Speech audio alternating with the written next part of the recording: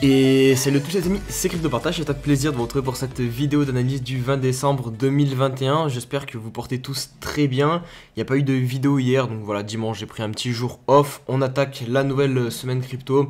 Malheureusement, vous le voyez à l'écran dans le rouge, donc on reste toujours dans cette période un petit peu chiante où il se passe pas grand chose. Et en plus de ça, on descend petit à petit, hein. On est plutôt orienté à la baisse. Donc vous le voyez, le Bitcoin aux alentours des 46 000 $ au moment où je tourne la vidéo. Ethereum qui est de nouveau bien sous les 4 000 aux alentours de 3 800. Et pour le reste des altcoins, c'est assez compliqué aussi. Regardez, on a pas mal de rouge foncé. Solana de retour aux alentours des 510 $, DOT 23, Avax de retour aux alentours des 100 $, Algorand pareil, moins 8%, l'IGLD, pareil, grosse claque qui s'est pris 230 $. On a juste le Luna qui a fait un nouvel attache, il me semble, très légèrement, 76 $, qui est dans le positif, mais voilà.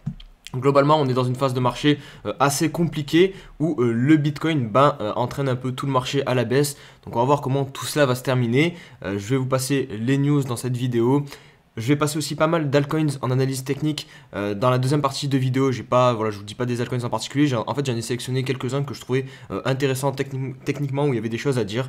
Donc voilà, n'hésitez pas à mettre tout de suite un petit pouce bleu à la vidéo, à vous abonner, que ce soit sur YouTube et mes différents réseaux sociaux. Et on part tout de suite pour la vidéo. Allez, on va débuter en faisant un petit point sur le Fear and Greed. Donc aujourd'hui, on se retrouve sur un niveau 25, donc dans l'extrême peur. Ça commence à faire un petit moment. Là, je vous ai mis le graphique en time frame maximal. Donc regardez, ça commence à faire un petit moment qu'on est dans cette zone de la peur. Donc voilà, vous le savez, je vous le dis depuis pas mal de temps maintenant dans les vidéos. Pour moi, ici, ça commence à être un bon endroit pour accumuler des crypto-monnaies pour du long terme. Après voilà, je ne suis pas conseiller en investissement, je le redis dès le début de la vidéo, mais pour moi, voilà, quand vous achetez la peur, très probablement on approche d'un bottom, que ça soit un bottom, même si derrière on rentre en bear market, vous aurez très probablement aussi un rebond intéressant où vous pouvez ressortir derrière. Donc je pense que oui, accumuler ici en DCA, parce que encore une fois, vous n'allez très probablement pas acheter le bottom parfait. Si vous achetez aujourd'hui, il y a des chances encore qu'on descende un petit peu, mais au moins vous vous approchez le plus possible du bottom, et c'est ce qui est le plus important. Clôture weekly, puisque hier soir on avait la clôture de la bougie weekly, donc de la bougie hebdomadaire, et malheureusement elle s'est faite sous la moyenne mobile 50 périodes. Donc personnellement c'est pas une moyenne mobile que j'utilise, vous le voyez hein, sur mes vidéos. En général j'utilise la EMA 21 et la EMA 50 parce que je les trouve plus pertinentes, je me suis habitué à les utiliser. Mais voilà, il y a d'autres traders qui utilisent d'autres moyennes mobiles, et en effet la moyenne mobile 50 périodes, c'est une moyenne qui est pas mal utilisée. Et là donc on a un signal baissier puisque on a clôturé hier sous cette moyenne mobile. Maintenant les moyennes mobiles, il faut se méfier parce que comment dire, c'est plutôt quelque chose qu'on va observer en tant que complément. En tout cas moi c'est comme ça que je le fais. Voilà, si les moyennes mobiles sont orientées à la baisse, voilà, on sait qu'on est dans un marché baissier. Si on a un croisement haussier, en théorie ça peut nous indiquer un retournement de tendance, et là pour le coup c'est un signal qui va nous indiquer peut-être attention, on va rentrer dans un marché baissier. Mais ça ne veut pas dire qu'on rentre dans un marché baissier, parce qu'il y a aussi des cas où on vient passer sous les moyennes mobiles et finalement on repart derrière à la hausse. Donc voilà, il ne faut pas prendre ce signal au pied de la lettre, mais juste comprendre que les signes, on a quand même plusieurs signaux maintenant qui commencent à tendre vers un marché baissier sur des plus grosses time frames.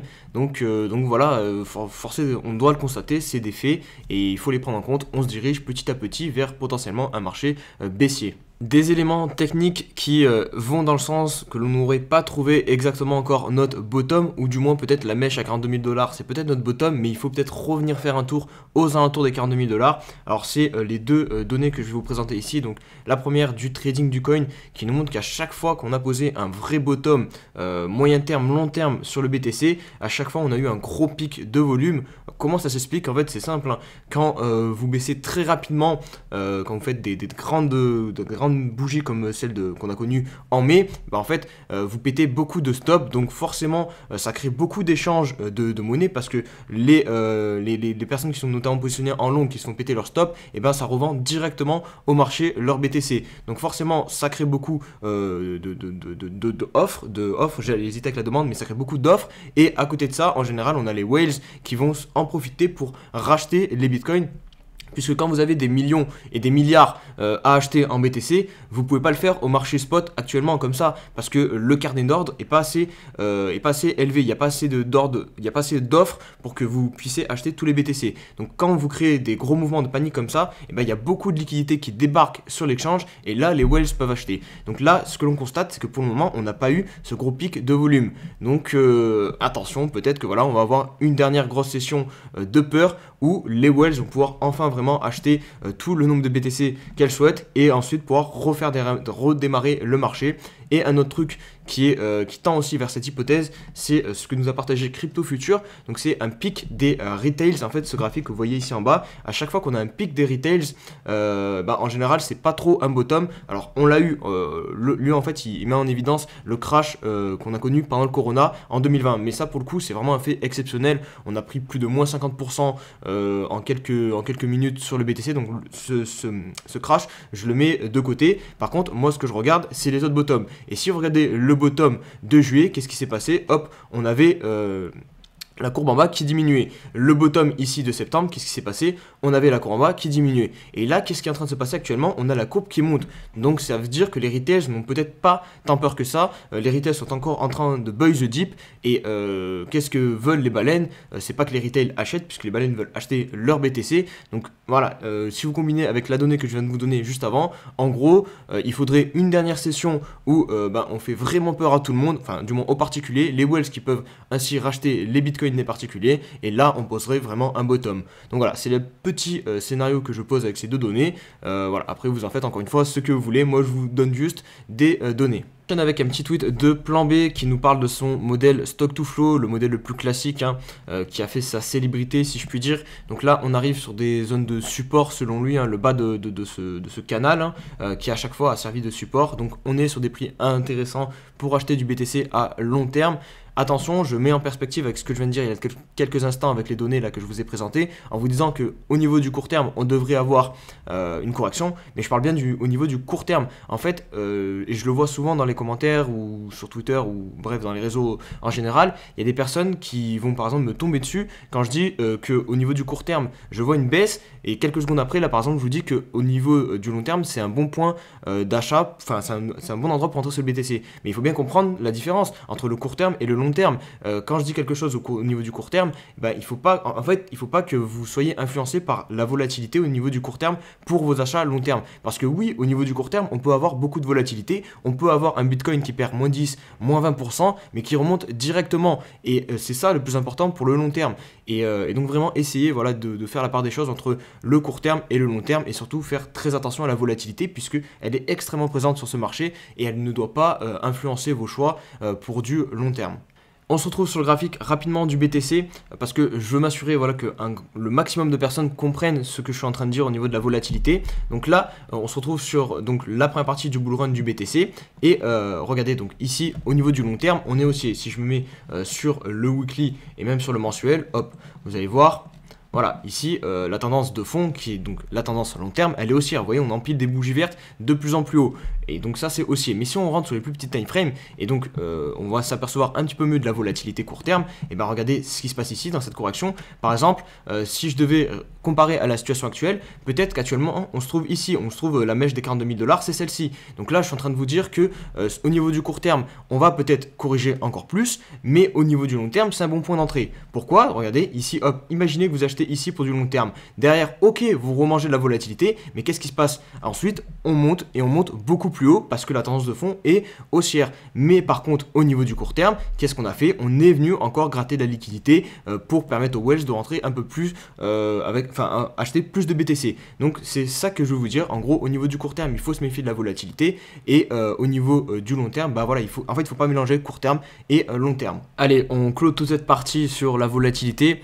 J'espère que ça vous aura aidé un petit peu à mieux comprendre ma vision des choses et on va poursuivre avec un tweet de Laetitia Bon qui nous montre les différents cycles sur le BTC et vous pouvez le constater, on n'a pas eu de phase de climax run comme on l'appelle, donc une phase où vraiment on monte à la verticale. Regardez, en 2011 on l'a eu, 2013 on l'a eu, 2017 on l'a eu. Bon, ce que l'on peut constater c'est qu'aussi c'est que c'est de moins en moins haut et vertical, mais ici vraiment on n'a pas du tout au moins une petite phase à la verticale. Donc voilà, est-ce que le passé passé va présager du futur, on sait que non, mais je pense que ça c'est quand même une stat intéressante à partager. Je pense que voilà, en fin de cycle, on doit quand même avoir un petit moment d'excès haussier pour mettre fin au cycle, faire rentrer un maximum de personnes et ensuite voilà, purger tout ça dans un bear market. Je pense que cette mécanique quand même, elle doit se retranscrire encore sur le cours du BTC. Et on va terminer avec cette news, donc les premières parachains de Polkadot qui sont maintenant mises en ligne. Alors quand je dis en ligne,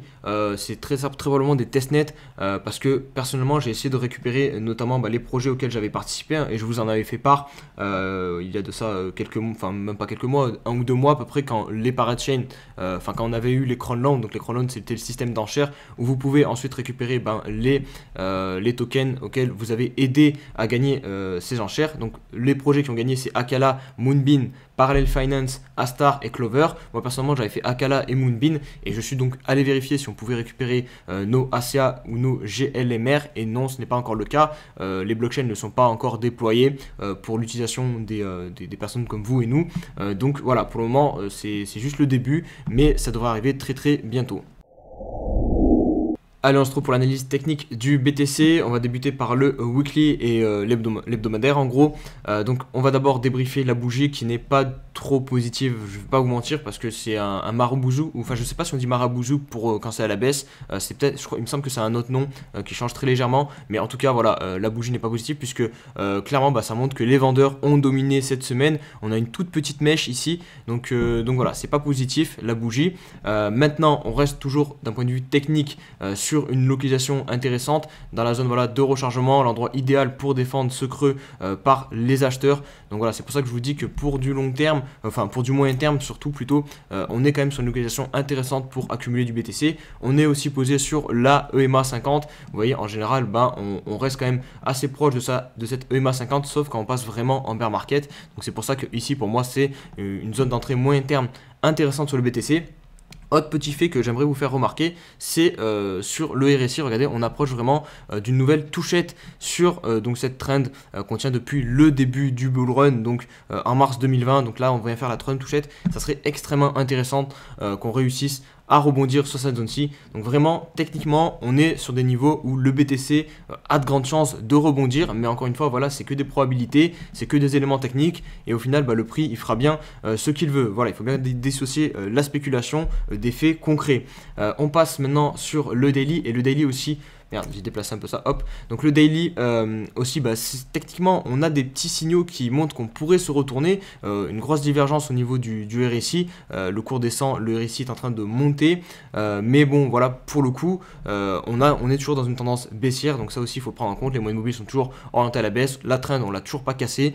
Donc pour le moment, c'est stand-by. Et si on reprend le scénario dont je vous ai parlé tout à l'heure, on pourrait donc s'attendre à une petite dernière mèche ici de liquidation. Peut-être faire quelque chose comme ça pour vraiment...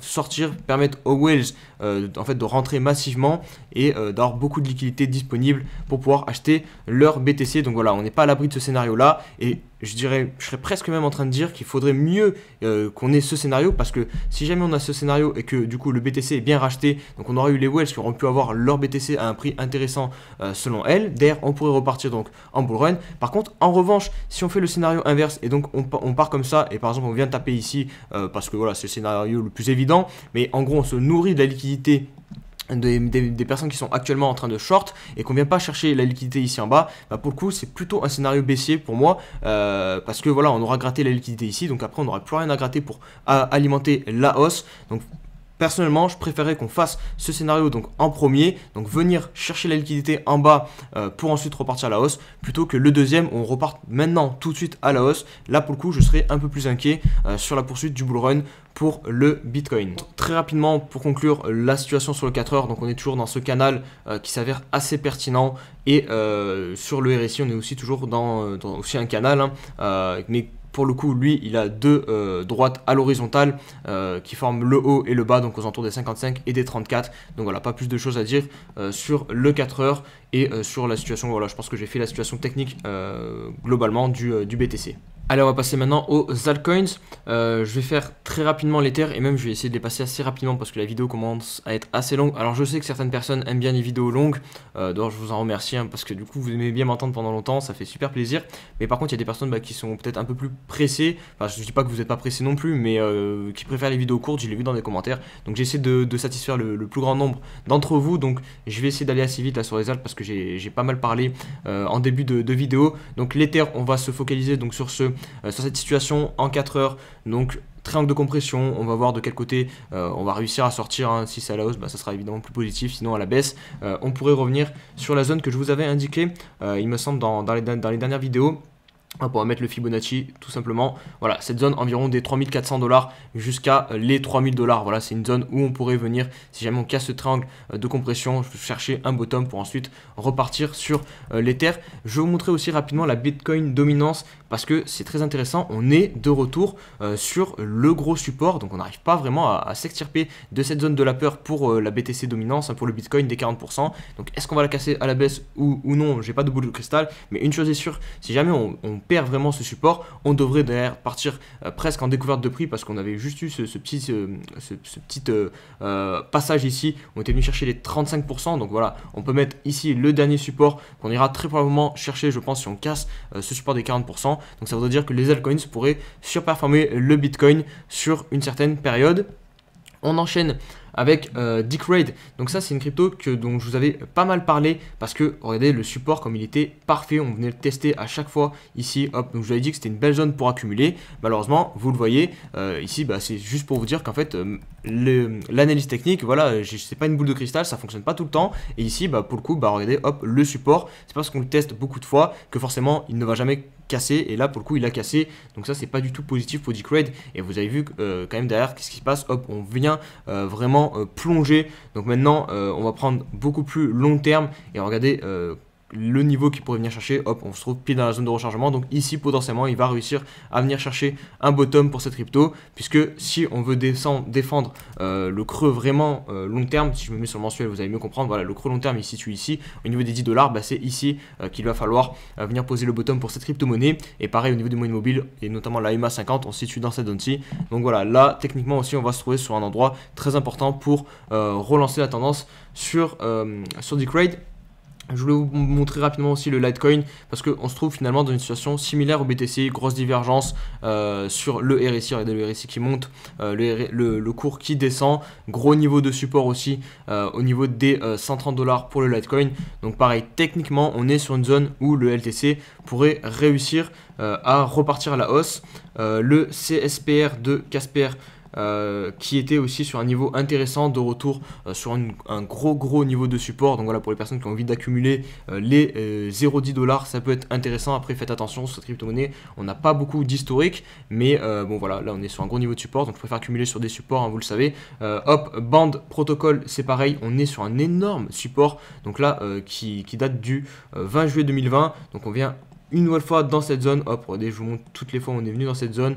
Et là on y retourne, donc c'est la zone environ des 4 $, donc pareil pour accumuler, ça peut être une zone intéressante. Maintenant faites attention, vous achetez un actif qui est plus dans une tendance baissière sur le weekly, donc voilà, en théorie il devrait continuer à la baisse, mais on arrive sur un niveau de support technique, un niveau où le cours pourrait réussir à se retourner à la hausse. Donc voilà, c'est la chose sur laquelle vous allez spéculer si vous achetez ici. Et je conclurai ces altcoins par le jeton de crypto.com, puisque la technique, le point technique aussi est pas mal propre sur ce graphique. On est sur le 4 heures, vous voyez, gros triangle descendant, et pour le moment on est en train malheureusement de perdre ce niveau des 0,50, donc de recasser à la baisse. Les moyennes mobiles sont orientées à la baisse. Enfin, bref, on n'a pas de point technique pour nous dire que le CRO va repartir à la hausse. La trend, elle n'est toujours pas cassée. Donc voilà, le CRO est toujours en correction et en même temps, c'est totalement normal vu la hausse qu'il a fait voilà, quasiment à la verticale. On est monté sans créer de support. Et derrière, généralement, ça pardonne pas trop. On est obligé de revenir travailler et chercher un support. Donc c'est ce qu'on est en train de faire. Donc là, je vous mets les niveaux intéressants. On est dedans. Hein. Donc là, vraiment, on peut venir marquer une figure de retournement, mais pour le coup c'est pas le cas encore, donc on va chercher un peu plus bas. Si on prend les 0,78, on se situerait aux alentours des 0,45 $ pour le CRO. J'identifie aussi cette zone, au final on a vu un petit peu de résistance sur les 0,40, donc peut-être qu'on va venir chercher cette zone-ci pour marquer le bottom au niveau du court moyen terme sur crypto.com. On se retrouve pour la question de l'abonné. Alors aujourd'hui une question de Captain Hobbies. Tu me dis, tu connais des bons sites sérieux pour des prédictions de prix sur les différents coins? Je sais qu'il y en a plusieurs, mais il y en a un ou deux qui te paraissent mieux. Alors je vais te répondre un petit peu différemment. Je vais pas vraiment te donner de site parce que vraiment je pense que les prédictions de prix c'est un peu ce qu'il y a de pire. Surtout quand on est débutant ou même confirmé, hein. Mais vraiment prédire le prix d'une crypto-monnaie c'est tellement compliqué, enfin ça dépend tellement de facteurs. On est déjà dans un marché hyper risqué et en plus de ça on voudrait s'amuser à prédire le prix dans 6 mois, dans 1 an, dans 2 ans, dans 5 ans. Franchement c'est beaucoup trop complexe. Je préfère vraiment analyser la situation au jour le jour, évoluer avec le marché, et je pense que c'est vraiment ce qu'il y a de mieux et de plus gratifiant plutôt que d'essayer de faire des prédictions comme ça à vue de nez ou basées sur des choses qui on l'a vu. Franchement si vous avez suivi la chaîne, on a eu beaucoup de modèles sur Twitter de prédictions et il y en a très peu qui se réalisent. Et même si on prend Bloomberg, JP Morgan, vraiment de grosses institutions, à chaque fois ils nous donnent des prédictions aussi, et souvent déjà ils changent d'avis tous les 2 mois, tous les 3 mois. Donc vraiment les prédictions c'est quelque chose, je pense qu'il faut oublier, il faut arrêter de prédire et il faut analyser concrètement la situation et évoluer avec elle. Demain si on rentre en marché baissier, on rentre en marché baissier.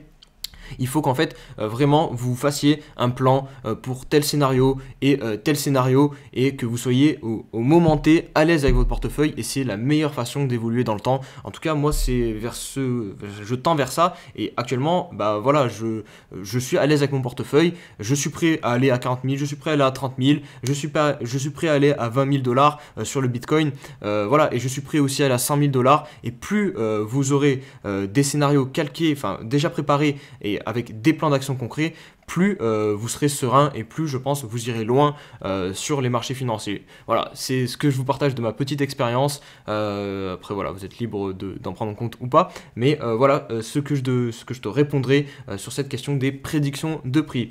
Voilà pour cette vidéo, elle a été un peu plus longue que d'habitude, mais voilà, c'est début de semaine, j'avais pas mal de choses à dire. Voilà, j'étais de bonne humeur aussi, bon, je suis généralement très souvent de bonne humeur, donc voilà, petite plus longue vidéo, j'espère qu'elle vous aura plu. N'hésitez pas du coup à mettre un petit pouce bleu, voilà, pour remercier mon travail, et puis me rejoindre aussi sur mes différents réseaux sociaux si vous voulez vraiment rester connecté, notamment Twitter où je suis pas mal actif.